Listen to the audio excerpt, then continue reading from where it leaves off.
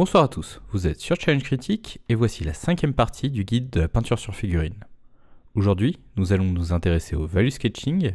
Ce style tourne autour du wet blending, connu aussi comme peindre à chaud. Ici, on va mélanger nos couleurs directement sur la figurine. Contrairement à d'habitude, on va utiliser de la peinture plus épaisse et de préférence opaque, à laquelle on peut ajouter un peu de retardeur médium afin d'avoir plus de temps pour la travailler. Vous pouvez également utiliser la technique du loaded brush, qui a été popularisée par Ben Comet, qui a entre autres réalisé ceci, et dont je vous mets le lien dans la description. On va donc poser rapidement toutes les couleurs sur notre figurine, plaçant en priorité les parties très sombres et les parties très claires, et mélanger le tout avec notre couleur moyenne, jusqu'à avoir le rendu souhaité. L'intérêt de ce style est que vous allez avoir rapidement un rendu visuel très contrasté, avec des transitions et des mélanges organiques et naturels. De plus, vous ne pouvez pas vraiment faire d'erreur. Si la peinture sèche, il suffit d'en réappliquer.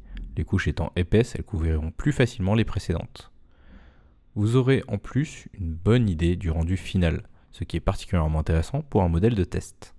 Ce style nécessite que vous ayez une compréhension avancée du placement de la lumière et des ombres sur votre figurine, ce qui la rend difficile à aborder. De plus, même s'il constitue un excellent point de départ, il faudra généralement revenir sur votre figurine une fois sèche pour harmoniser le tout en renforçant les highlights et les ombres et revenir sur les détails. Mais revenons à notre gardien Eldar Daletok.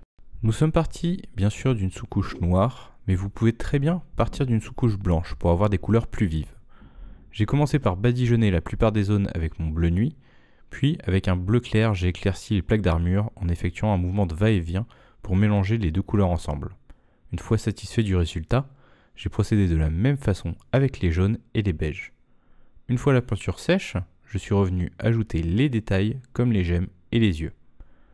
Comme vous pouvez le voir, nous n'avons pas peint cette figurine à son plus haut standard de qualité. Le but ici était de vous présenter le value sketching.